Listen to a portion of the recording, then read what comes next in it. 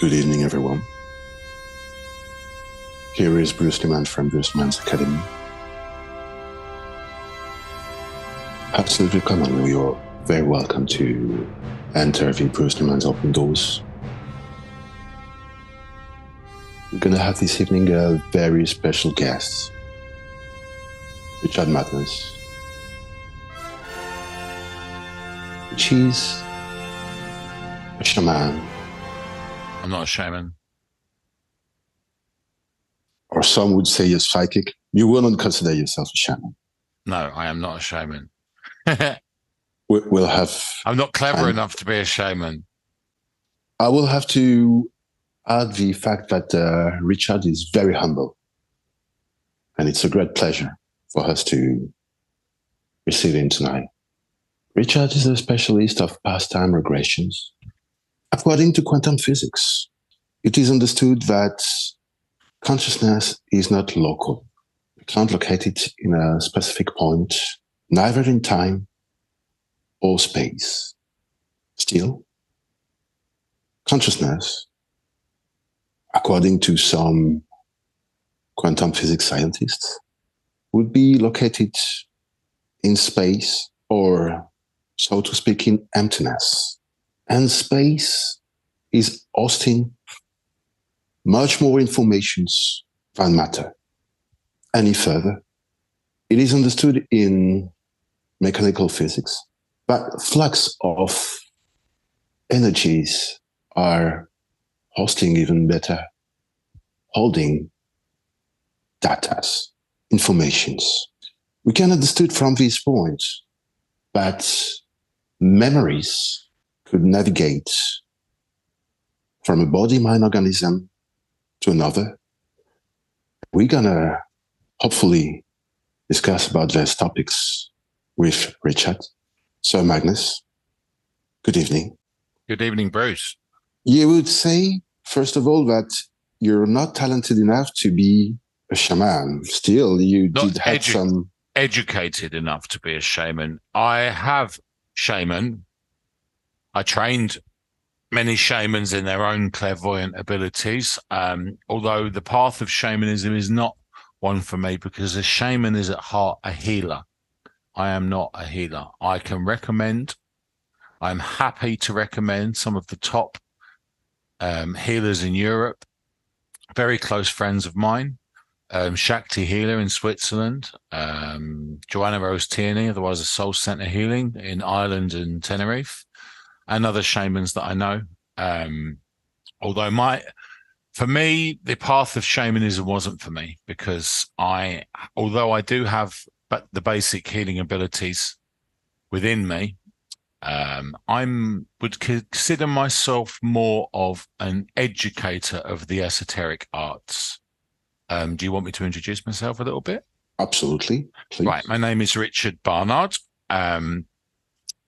I'm very proud to say I am a published author. I've written 12 books on esotericism, 2 of which I'm going to show now, which you can buy on Amazon. These are my top sellers. Sorry. Quick plug. A book on chaos magic, white magic only, no black magic in there at all.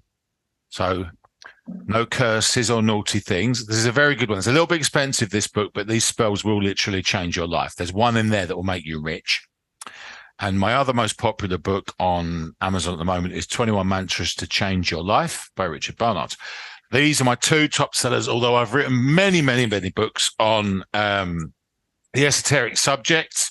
I am originally from Kent in England. I'm from a gypsy family. The women in my mother's side of the family are all powerful witches. Some use it, some don't. And I am the first of the male children to be born in the family, and also the first with the gift. I had near-death experience when I was a baby. I was dead for a bit, not long, 5 minutes or something, due to intestinal problems. I died at 27 years old, 2 times during intensive surgery. And last year, I was in a coma for 12 days with sepsis and the same thing. And at that point, my heart stopped a few times as well. And every single time it's happened, I've been given new gifts. I'm a clairvoyant and a medium. I work as a psychic. I run my own esoteric practice, spiritual services, known as Spiritual Majors Tenerife. Very easy, Google me. And I also am very proud to be the top-rated advisor on mysticsense.com, which is a growing, emerging platform at the moment. It's one of the top psychic sites in the UK. I can be found on there. And I help people in as many ways as I can. People come to me often broken, poor, rejected, heartbroken, pain, full of anxiety, fear, doubt, worry, loss. And I do my best to help them if I can. And generally, I find that I can. For me, it's more of a conversational technique that I use, although I have many, many tools that I can use if I need to. I've been a tarot reader since I was much younger. Very well versed in the tarot. I can use it for people. I live in Tenerife, which is a giant volcano made of obsidian that floats in it doesn't float, it lives in the Atlantic. And I will do a cut on the editing. Yeah. And I'm doing this sign on my bench. Yes. Better. It's better like that. Yeah. Okay. Yeah.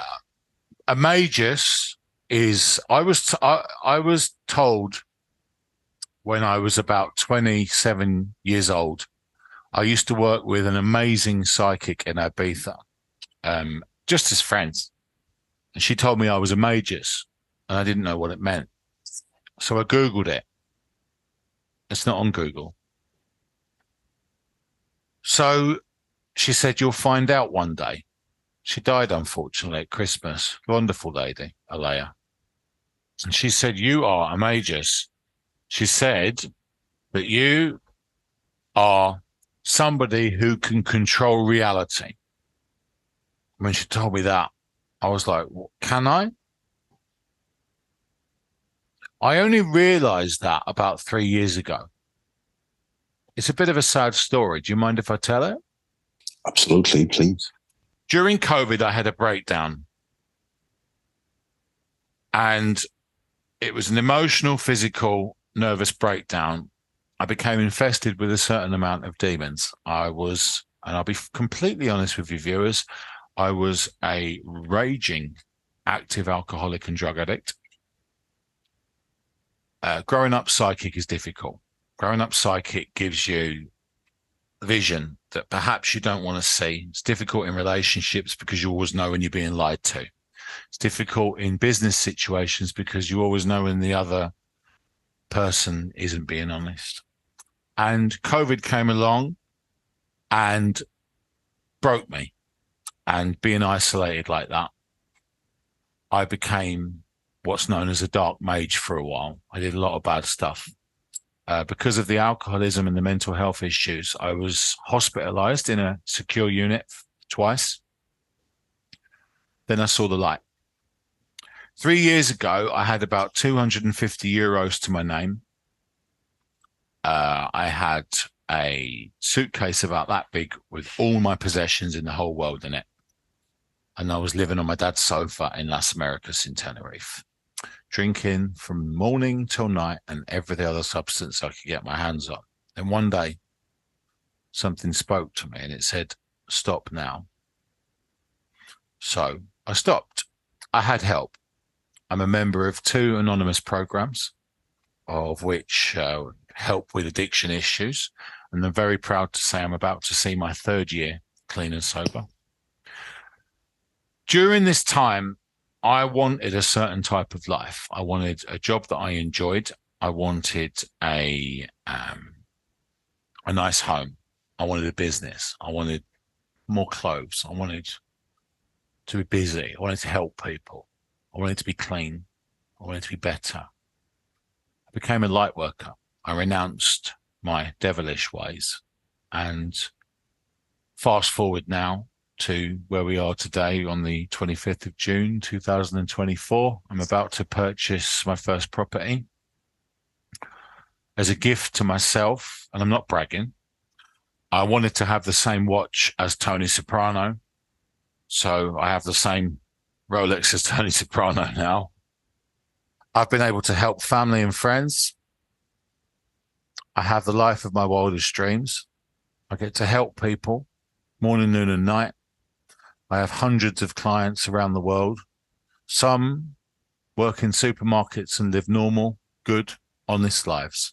Some of my clients are multi-billionaires and millionaires. I advise a few politicians in America, a few famous people who I'm not going to name because of privacy.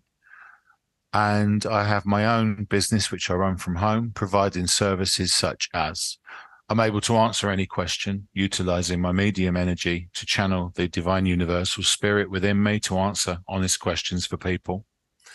The only things I'll never answer a question on are things to do with babies, illness, and legal stuff, simply because I don't want to get involved in that.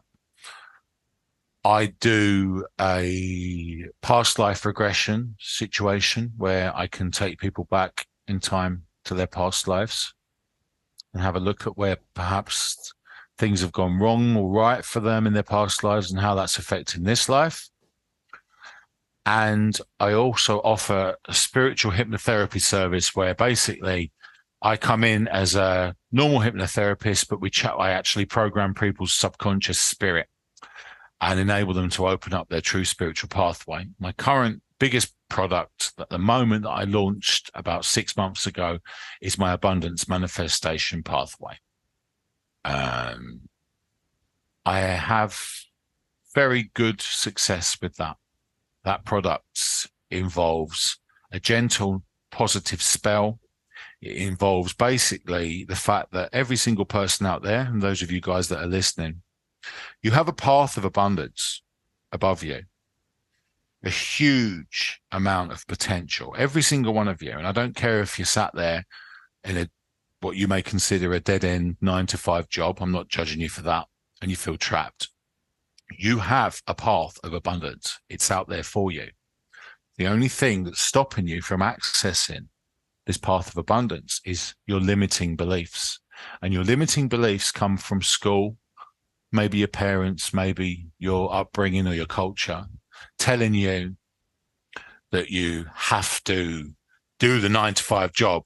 You have to settle down and have a family. You have to buy a house. You have to do this. You have to do that. Blah, blah, blah, blah, blah, blah, blah, blah, blah, blah. That's programming. That's part of society. That's what we're in. That's what we live in. But we can fight that. And if you were to wake up tomorrow morning and believe that you could achieve absolutely anything, you would be completely unstoppable. And that is what I do for people.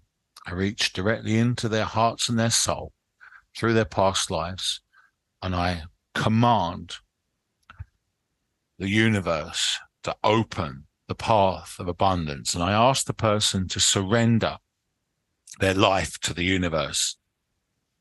And from all of the clients that have come to me for this particular abundance manifestation strategy, I would like to say that every single one of them is living an extremely abundant life. Now, abundance can mean different things. It doesn't just mean money in the bank. It can mean buying a home. It can mean health, wealth, prosperity, love, whatever they want an abundance of. And if they're honest and decent people, I can open that pathway for them.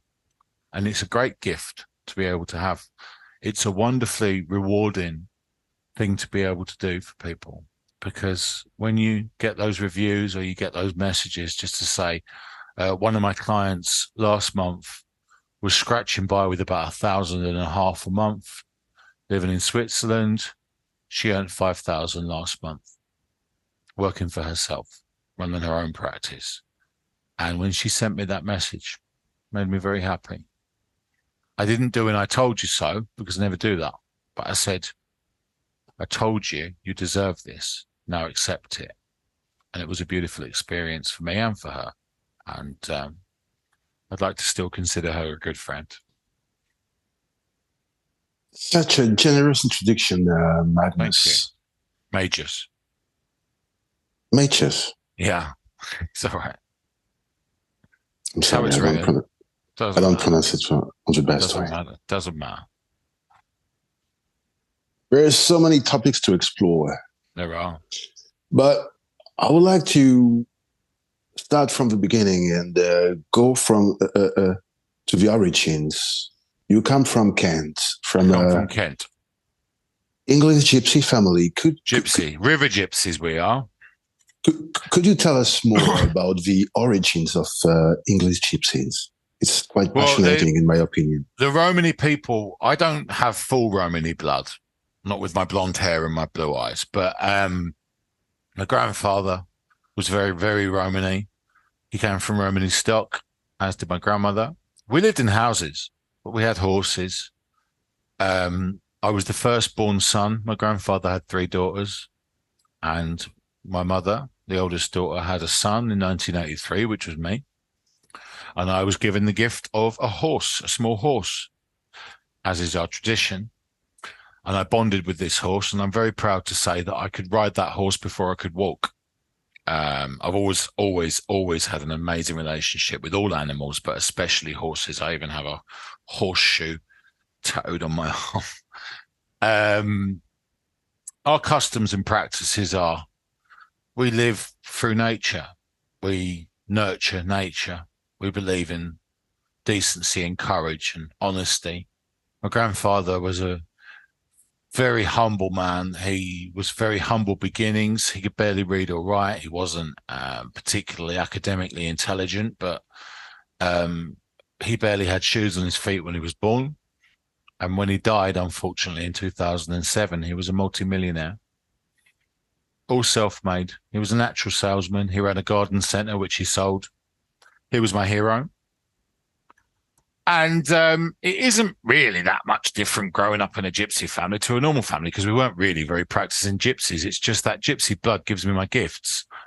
And my gifts have developed over life through the near-death experiences, through my spiritual awakening, through my breakdown, and they get stronger and stronger every day. I go through about 3 spiritual awakenings a year. Unlike a lot of other spiritualists, I'm unable to, because of my emotional condition, I'm unable to use plant medicines, and I'm drug and alcohol free completely. So I'm unable to use things like ayahuasca and buffo and things like that. So when my spiritual awakenings come from nature, and they normally wake me up at about 5 a.m. So about 3 times a year, I'll suddenly wake up at 5 a.m. and I'll feel very strange for about 3 hours. And it's normally around the beginning or the end of a full moon. And it's always a wonderful experience. At first, it's terrifying because you get all these new things, and then you get used to it. You start using them at work. You start helping people with them. My last spiritual awakening that I had was during the equinox and the solstice. The solstice full moon, about a week before there was a Mercury alignment with the sun. I meditated with that, and it was the most powerful meditation I've ever done in my life. I then did a meditation for the Jupiter alignment. I then did a very special meditation for the lunar alignment on the full moon on the 21st. I was given the gift and told by my guides that I'm able to open portals directly into people's emotions now, which I've been using at work this week to good effect. I've got some good reviews from that, where basically somebody tells me that, hypothetically, let's say John Smith, a lady might ring me up. I'm Sally. I'm not using real names. I'm Sally. My husband, John Smith, is going through a lot of negative emotion because his business is failing and he's feeling really, really anxious all the time. So I open a little portal, and sometimes I use a crystal. I use a little black obsidian mirror. Open a little portal, I reach right through into his emotions. I tinker about a little bit. I do a little bit of cleaning. I do a little bit of dusting. I take away anything negative that's in there. Normally there's an entity attached to it. I just get rid of that. Because doesn't matter if it's not healing. What is it? I wouldn't call what I do healing. I call it fixing. Yeah, okay. In ways I have healing qualities to what I do, but I do not like to class myself as a healer because there are so many amazing healers out there. My brother's a master Reiki master. There are shamans. There are womb healers. There are people out there that heal for a living, and I don't want to take their work. Not that I'm saying I'm better than them, but they do that for a living. So I would always recommend a healer. For me, the main healing aspect of my job is the fact that I like to listen to people. Although I've been talking a lot for the last 10 minutes, I have 2 ears and 1 mouth, and I like to listen to people. And I like to give them a good objective response. I like to help them. I pray every morning when I wake up and I've had my coffee and I've had a nice walk and I've taken a picture of the sunrise. I do a protection spell, prayer to just keep away, because I work with some dark energies sometimes. I don't want them coming into my life. I then do another prayer, which I wrote myself. And this prayer is that I basically put myself before the universe. I ask for their presence. I ask for their support and wisdom. I ask to bring comfort, healing, empowerment, and abundance to all those who reach out to me. I ask for the ability to tap into the deepest truths and highest guidance for each individual who seeks my assistance. I ask to deliver my messages with clarity and empathy and authenticity, so I can be a source of hope, inspiration, and prosperity for those in need. There's no ego with this. This is me humbly putting myself before the universe to help. Yes, I get paid well for it. Fact. I've monetized my thing. And I hope you don't judge me for that. In a perfect world, I would happily be able to just help people 24/7. But unfortunately, I am doing a job, and I do a good job. And for a good job, you get a good day's pay. Majors, God knows that you're extremely humble on your activities, and you're pricing your skills on the lowest rate possible. I keep myself reasonable because I want to be able to help the common. I hate that word. Average. Hate that word too. I hate the word normal because no one's normal anymore. I want to be able to help people who are real. I don't want to outprice people. Sometimes, as we said before on the pre-interview, sometimes people come to me on TikTok. I'm on every single social platform except Snapchat, because I just can't work out what it is. People come to me and they say, okay, how much is it for a reading? And I'll turn around and my basic rate for a reading tarot manifestation for half an hour, maybe 40 minutes if it takes that long, is €80. Or they can come through the site, and €40 through the site is going to cost them 60, 70, 80. Your prices we just spoke about before the interview. So if they come, if they want much 40 minutes 10 times lower than the average. The average. So if they come to me and they say, you know what, I can't afford €80 right now, I say to them, would you like to be in a position to afford €80? They say yes. I say, okay, I'll tell you what, I'll do this. I'm going to give you a freebie. I try and do at least 3 or 4 freebies a week. I'd love to do a freebie every day because it doesn't always come.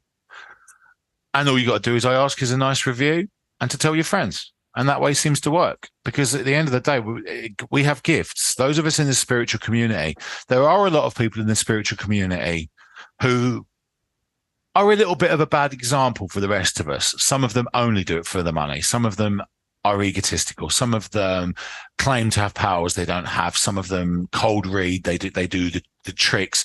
You will meet a mysterious stranger.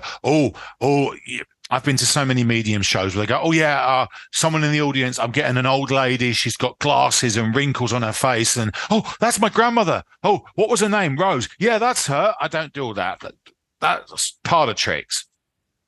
And I'm not into it.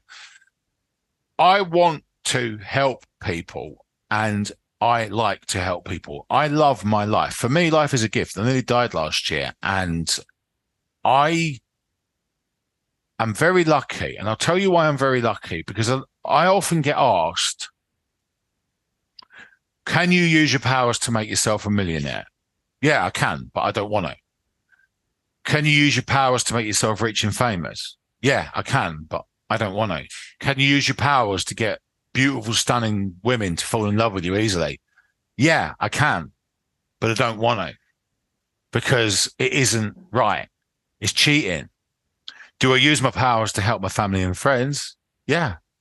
Do I use my powers to help my clients? Yeah. But I would not swap my life with anyone on God's green earth, from the wealthiest, most famous, surrounded by beautiful women person, to anyone out there. I have no jealousy towards any of the other 8 billion people on earth, because I am so lucky that I have a life, I have a beautiful home, I have everything I could ever want. I have cleanliness and sobriety. I have a higher power in my life. And I love what I do, and I love being me. And growing up for 37 years, despite my powers, I was trying to be a DJ and a singer and a magician and a this and a salesman and all these other things, trying to live a normal life. It never worked for me. It just made me depressed.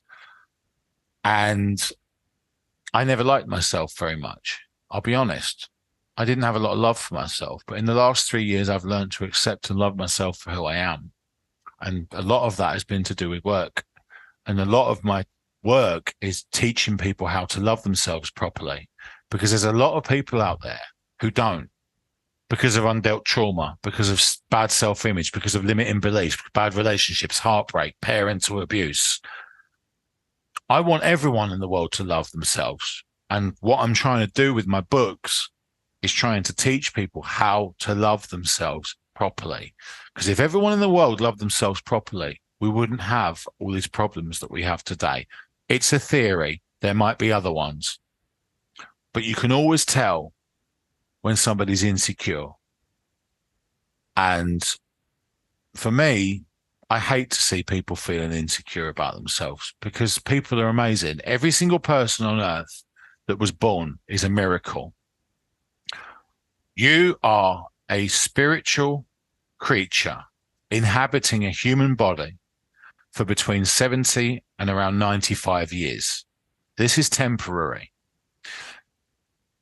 A lot of the psychics from the olden days will tell you you've had 3 or 4 or 5 past lives. I don't believe that.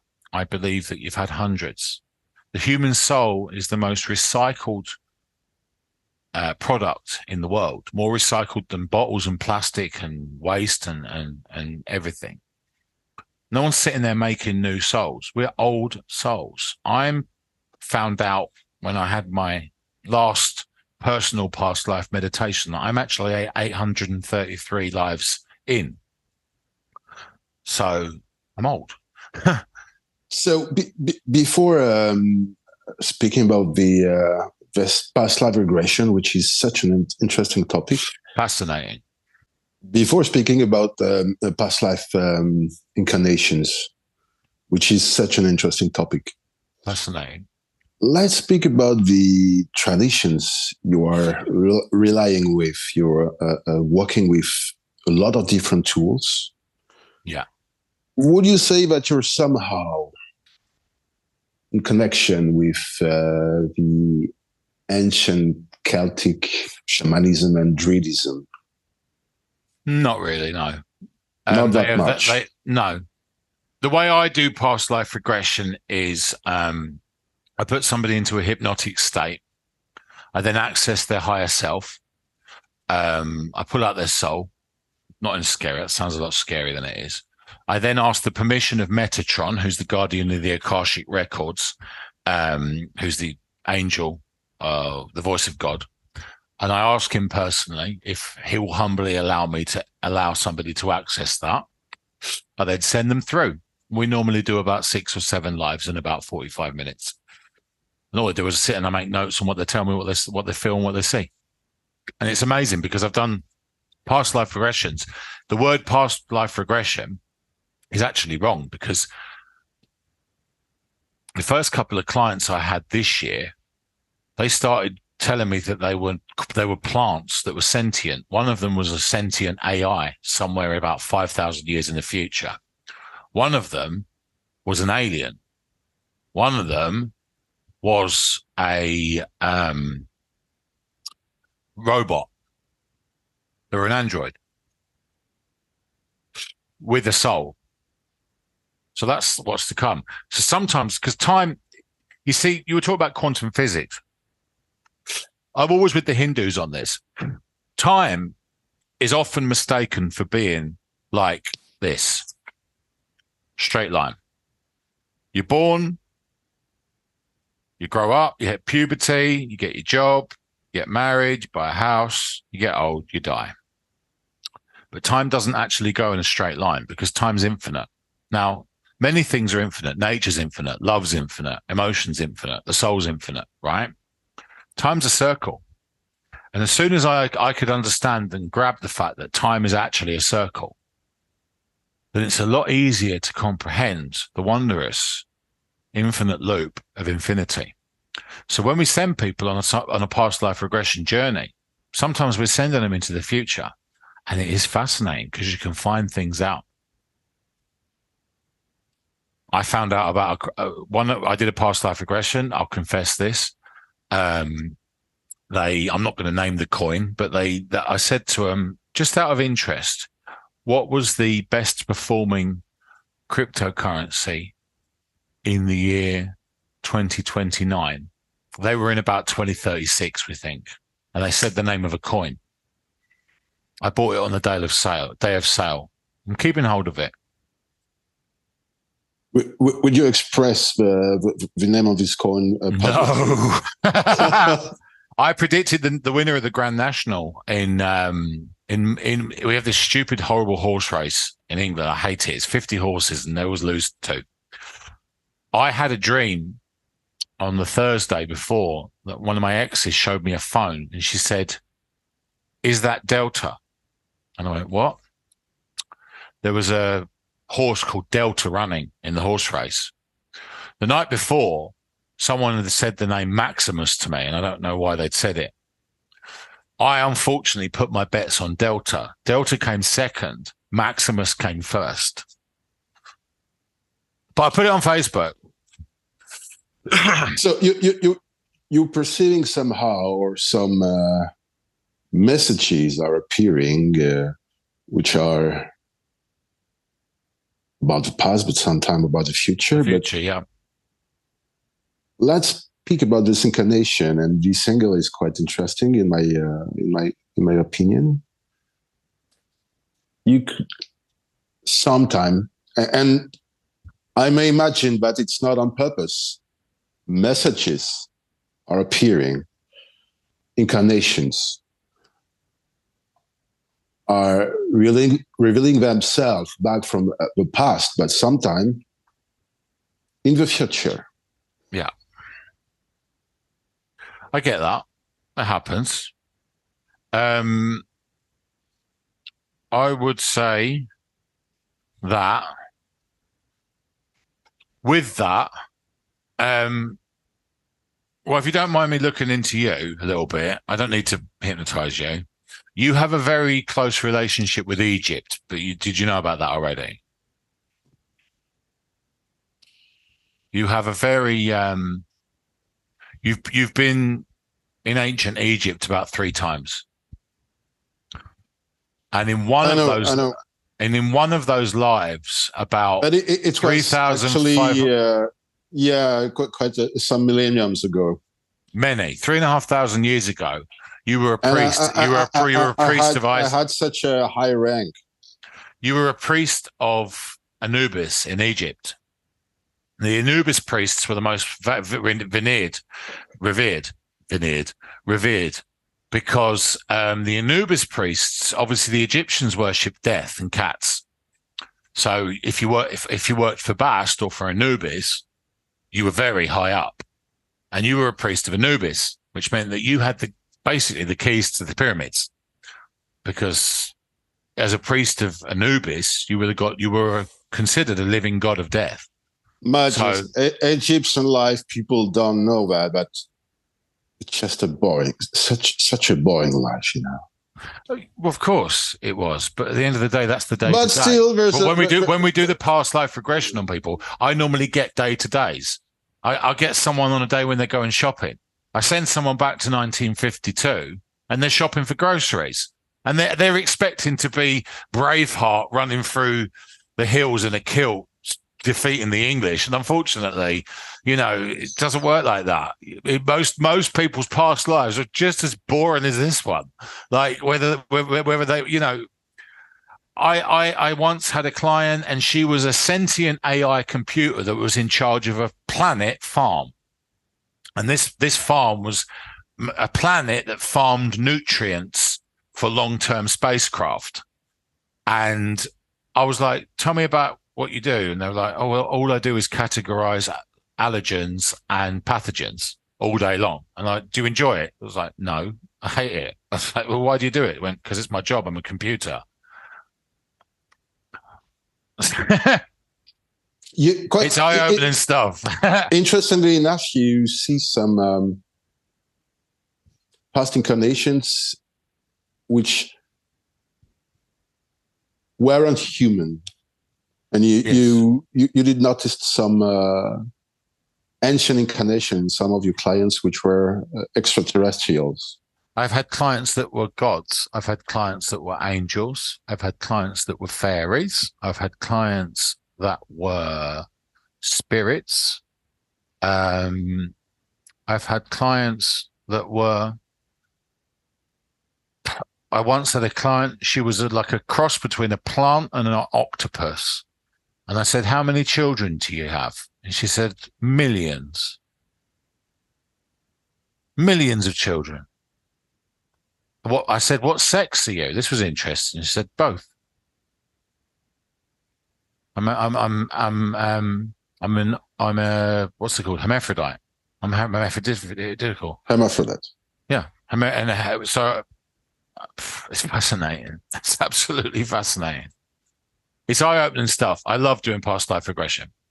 It's one of my favorite things to do. It takes a lot out of me to open up the spiritual pathway, but I'm always glad when I've done a past life regression. And I'm always glad with everything I do, but I get especially excited when I get to do a past life regression. Are you get scared sometimes by some of this past life that appears to you? Right. When I do a past life regression, I use a lamp my grandmother had, and I bring it into the room, and we have a stop button, emergency button. If I feel that someone's in danger, in a war, about to die, very sick, or they're a child that's being abused, or anything like that, I pull them straight out and I put them into the next life. Or if they want to, they can suddenly stop the session, and all they need to do is sit up, pick up the lamp with there's a candle on it, and say the word lamp, and I will bring them out of the hypnosis and bring them to calm. No, I don't get scared because it's not my job. I have to maintain a professional outlook. I never get scared during my job. Sometimes I get people calling me up. And in America, it's a lot of my clients are Americans. Sometimes I'm on at 8 o'clock in the morning. There, it's like 2 a.m, and they ring me up, and they are in a state of extreme anxious, nervous anxiety over perhaps some way somebody's treated them. And my job is to calm them down. My job is to fill them with positive energy and let them understand that just because something bad's happened, it doesn't mean it's their fault. And I like to think that I do a good job with that. I don't get stressed easily. I used to work in direct sales, so I really don't have a high stress level.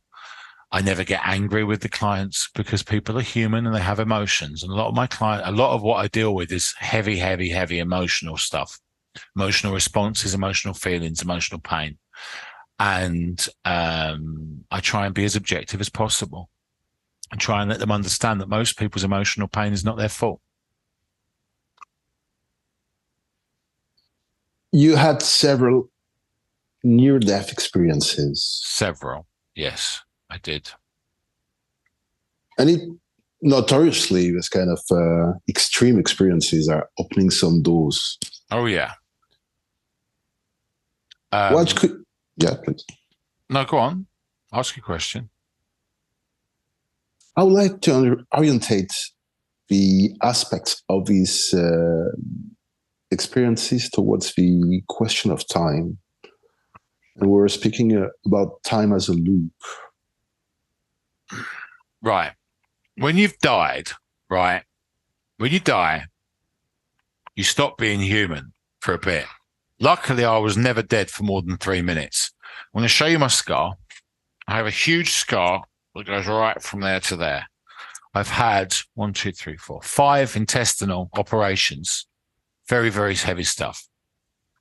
In 2008, I had an emergency second operation on my intestinal twists, of which I wasn't guaranteed my life. And it was an emergency surgery.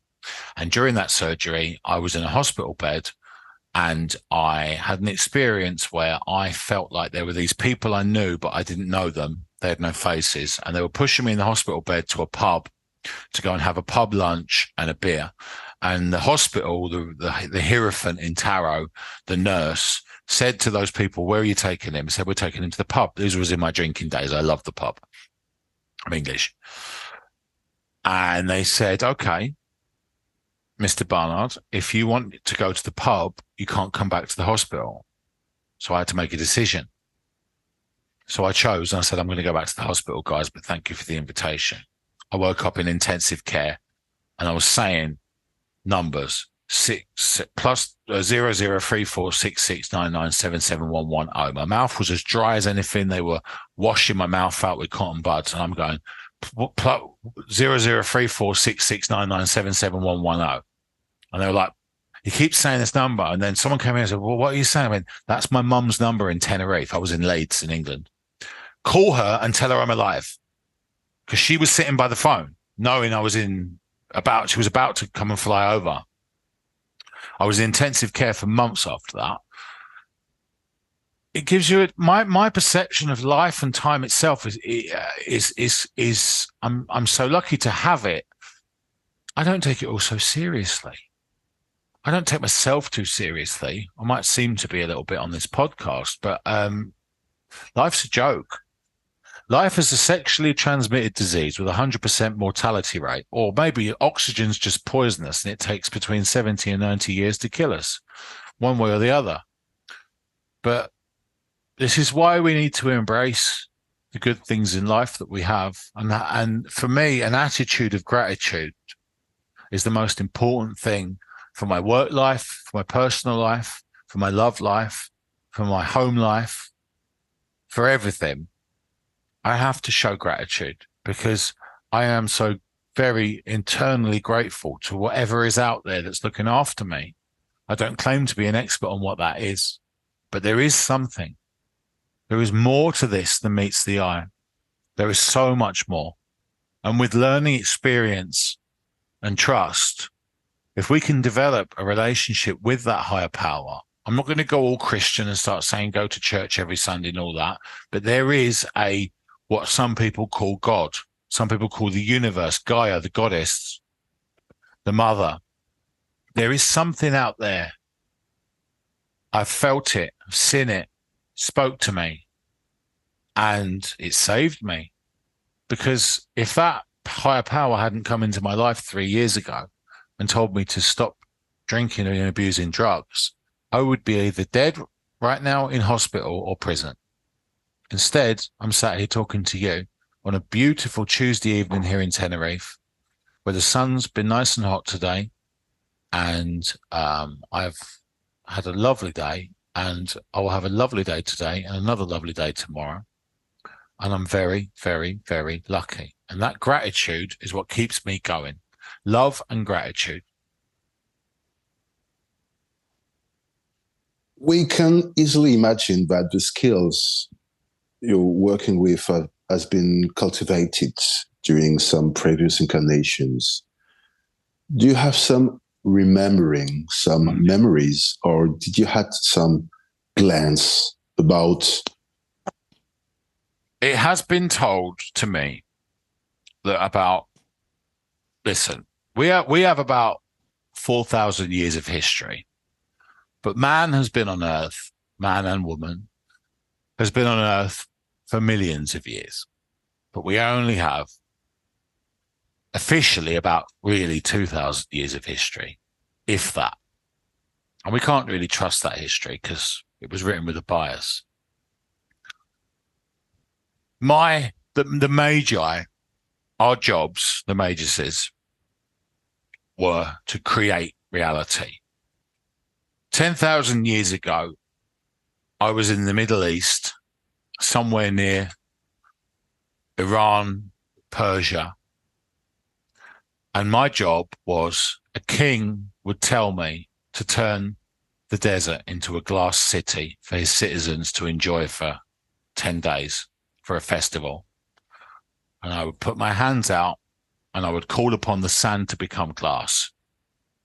And then the citizens would enjoy the glass city for 10 days. And then when they were finished, I would click my fingers and it would fall to nothing in that life. In other lives, I've been a spiritual advisor to kings. I've also been a voodoo priest a couple of 100 years ago, somewhere in the West Indies. But the trouble is, for me, it's quite confusing because I've had 833 lives. Some of them I haven't had yet, but I can also read them, which can be very confusing. So, like when I do a spell, and I only do white magic, like I do an abundance spell for someone, or a love spell for someone, or a love yourself spell, or oh gosh, bloody hell, I have to get my book, or I do in here, a banishment spell, anti-anxiety spell, truth spell, confidence spell, longevity spell, health spell, long life spell. When I use chaos magic to do that, I'm sending things backwards and I'm sending things forwards so that it makes it happen now. Time goes a bit funny. I'll be reaching for a cup of coffee, but I haven't made it yet. Or I drank it already this morning. Does that make sense? I'll be getting ready. I'll start getting ready to go to an appointment, but the appointment was last week. But time goes a bit funny for me sometimes. I get a lot of time distortion in life. Sometimes for me, 10 minutes can feel like an hour. Sometimes an hour can go by in 10 minutes. It's very, I try my best to keep my sanity during these times. I live in a very spiritual home. I have about 55 spirits that inhabit my home, most of them nice. They hide my shoes sometimes. They come in and out. They pass through. They play tricks on me sometimes. When I get a call on the computer, a text, a chat, or a video when I'm online for Mystic Sense, they make a noise that sounds like it. So I run to the computer and there's no one there. They're naughty. They're just having their fun. They change the temperature in the house sometimes. In the middle of summer here, it can get up to 35 degrees, but my house is absolutely freezing. And that means I know they're angry at something. Normally it's not me. If somebody with negative energy comes anywhere near my house, I have about 16 pieces of obsidian around it and about 13 protection spells. Somebody negative tries to walk through the door. Very, very strange things happen. The door will start slamming. The house will reject them. They'll say, I feel very dizzy, which is why I don't really have a lot of people around. Clients is different. They can come in negative, but they leave positive. You would say somehow that you have more difficulties to deal with spirits. Not difficulties. I suppose it's. I have, because I'm a medium and because I have so many accoutrements towards spirituality within the house. I wouldn't call it trouble. It's a very spiritual house. I've had guests, very high level shamans and spiritualists that have come to my house, and what they've done is they've walked in and they're like, oh my God, I love the energy here. I never want to leave because it's my sanctuary. Then on the other hand, I can have people come in and they'll walk in and they're like, I don't like it. I don't like it. I don't like it. Which means that they've got So a bad intention. Yeah. My neighbors love me. They feel very safe. Subsequently, we could affirm that the spirits are working for you. I don't like to think they work for me. I like to think that I work for them. Without them, I wouldn't have a job. So I show them respect. I mean, in my home, I have 3 altars. I have an ancestral altar to all of my ancestors that have died while I'm alive. I have pictures of all of them. I have a lot of my family's ancient stuff, binoculars, boxes, lamps. I have a shrine to my grandmother, who I unfortunately lost 3 years ago. Then I have a manifestation altar. I have a gods and altar. I've got various gods on there. Oxsham, a lot of African gods, because I'm very close to Africa. So where I am geographically, so I have a lot of African gods on my thing. I have behind me, I have my raw altar. I have Archangel Michael watching me at work, making sure I'm a good boy. And I have lots of raw crystals there, that's a nice raw piece of Tenerife obsidian, lots of things like that. I like to mix it up. So I guess we'll have a duty at some point to speak about manifestation, because this topic is so popular, and you're hugely. And we can affirm that you're by yourself positively mastering manifestation on the way that you made yourself able to attract abundance and still evolve in a total frequency of humility. Thank you.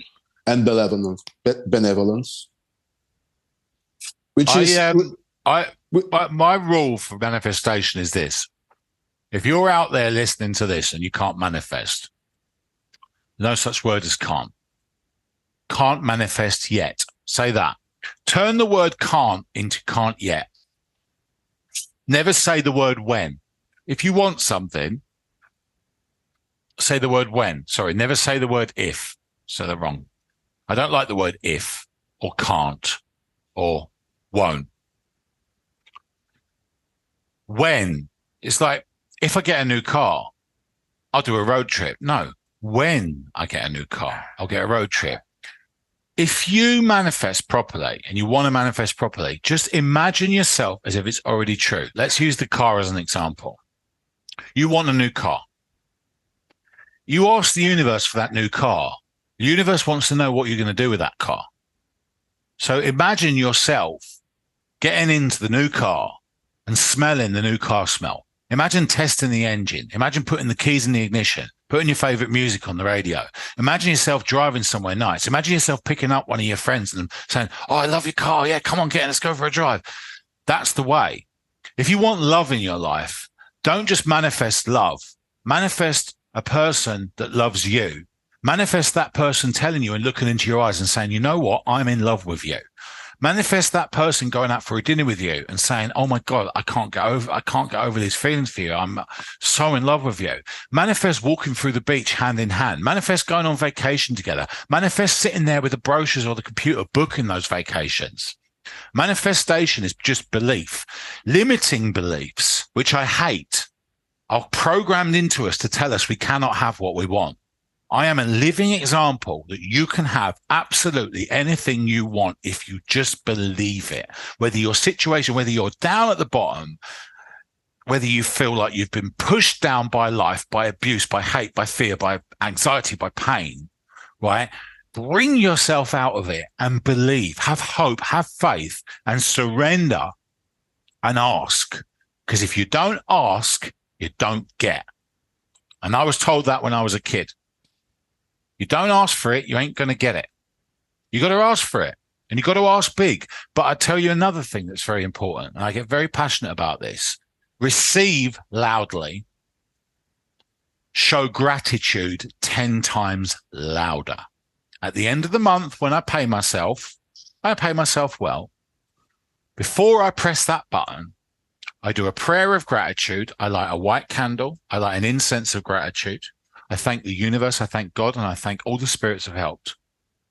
And I scream the words into a pillow so I don't scare the neighbors. Thank you. Thank you.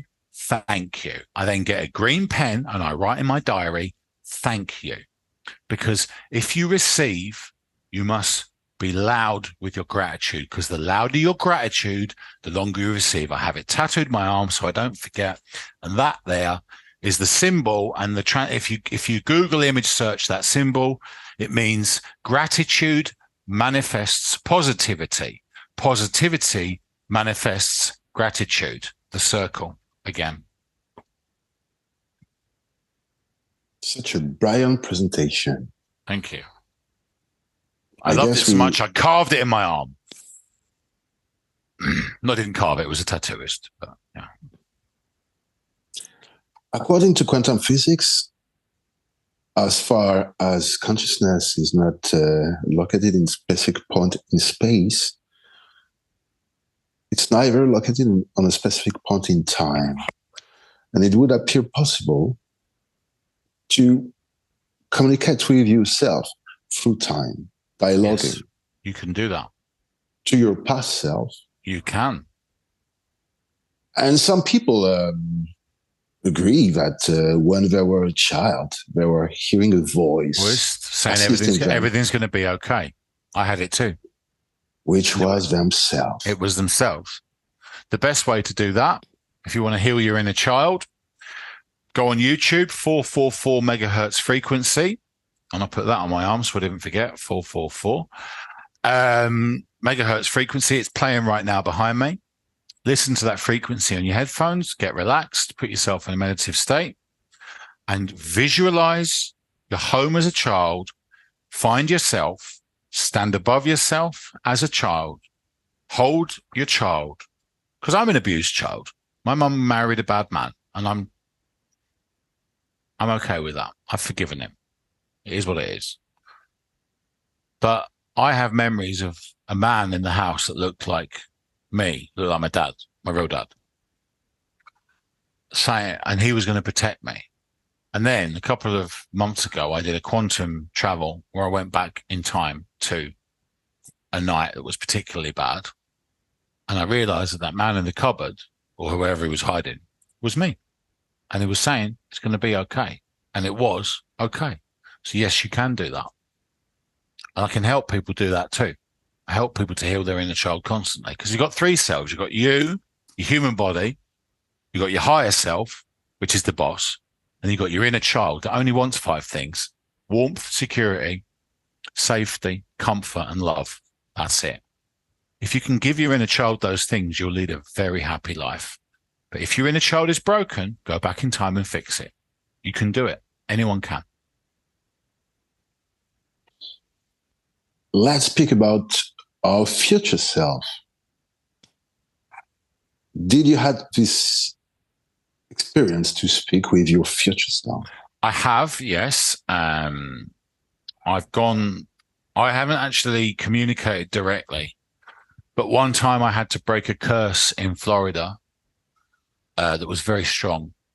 And I traveled astrally to Florida to break the curse. And when I did, I saw myself doing it 2 weeks in the future and 2 weeks in the past. I just wave hello. Hello. So you would say that your perception of the future so far, most of the time, has been more likely general, collective.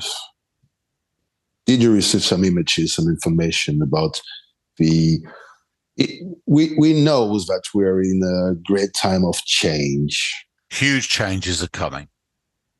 Great shifting. War is coming. Recession is coming. Dark times are coming. My advice to those beautiful, lovely, wonderful listeners out there and viewers is look after yourself and those that you love. Ensure that you have food, enough, and a safe space to be. The world's getting scary. And if you sit there reading the news all day, you're just going to get more and more scared. But until it affects you on your own doorstep,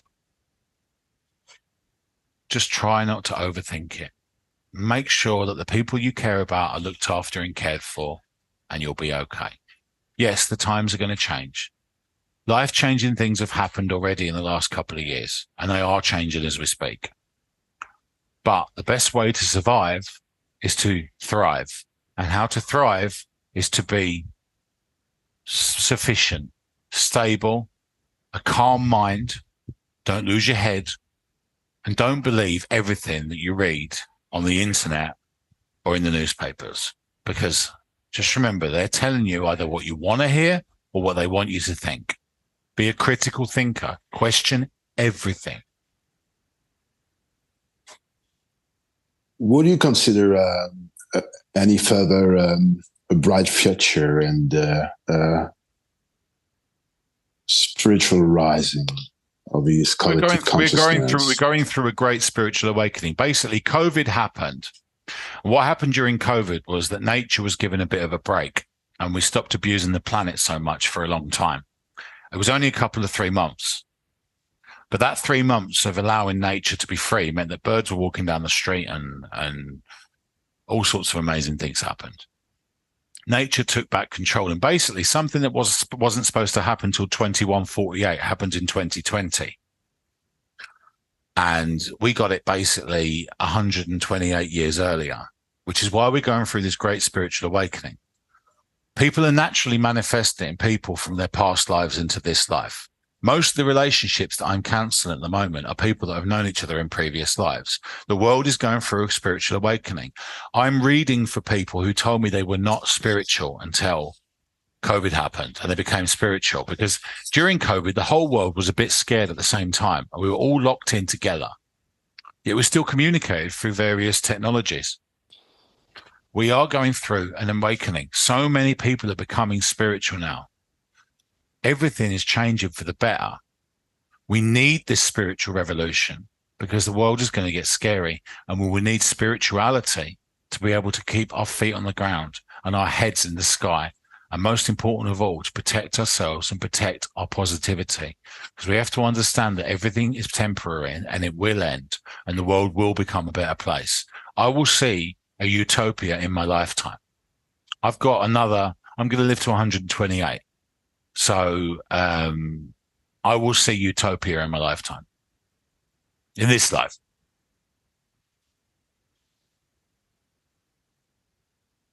This is so rich.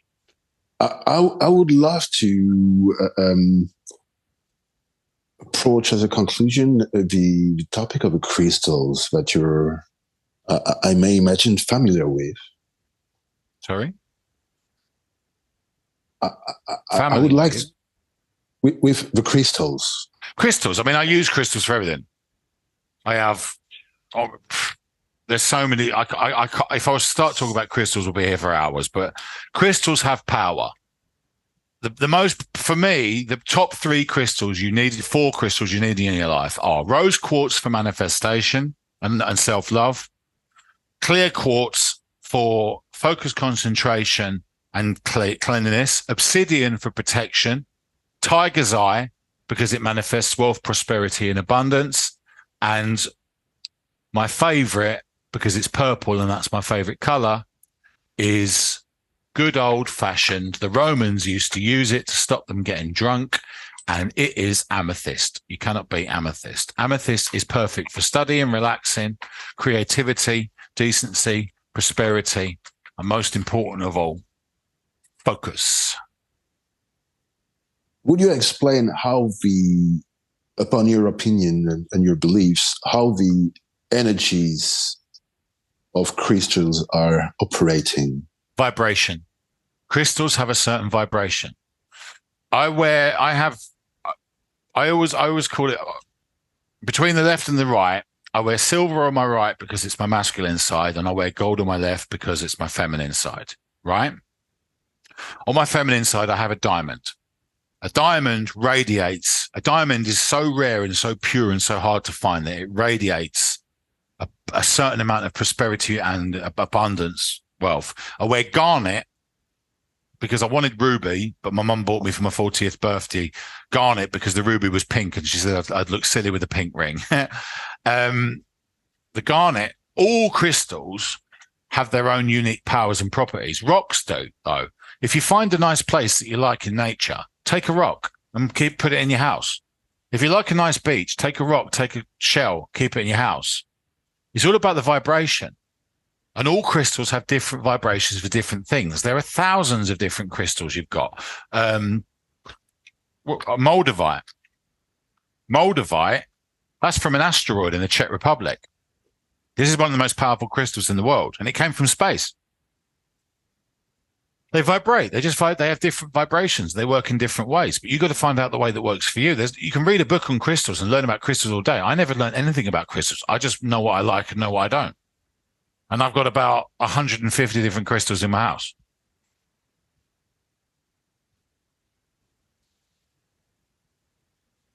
Consciousness is not only human matter.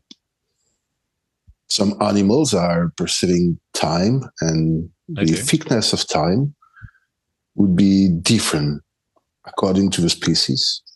For instance, a cat would perceive time 2 times faster than a human. Trees and plants are perceiving time 2,000 times slower. Well, if you imagine if you were a tree, right, a human life to you would be 5 minutes. Wouldn't you? Because a tree grows for hundreds and hundreds of years and still grow. So if you were a tree, you would be seeing time going really, really, really, really fast. But if you were a tortoise, you'd be seeing time really, really, really, really slow.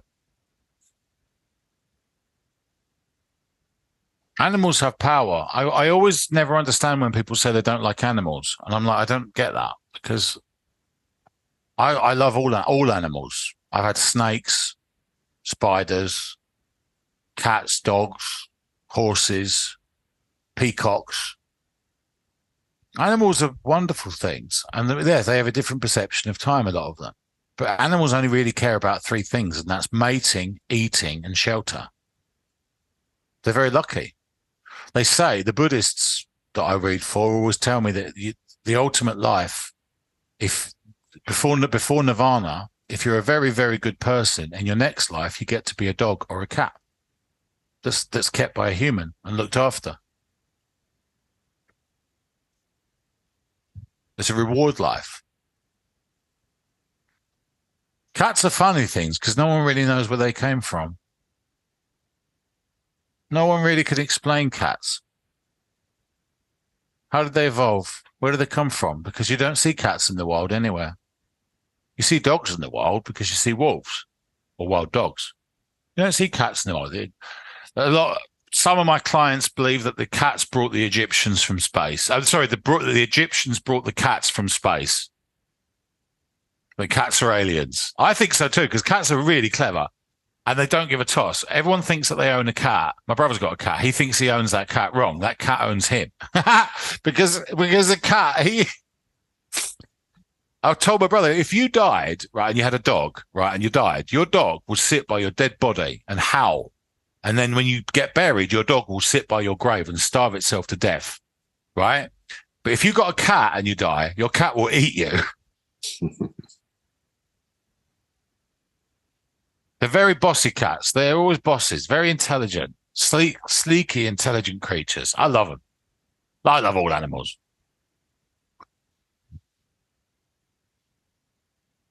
Except geese. I don't like geese. I got attacked by geese when I was a kid, terrified of them. They've got teeth. Geese are really scary.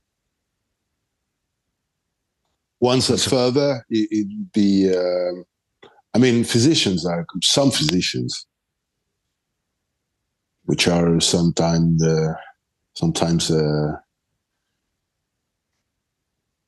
criticized by the academics, would consider that minerals and crystals as well,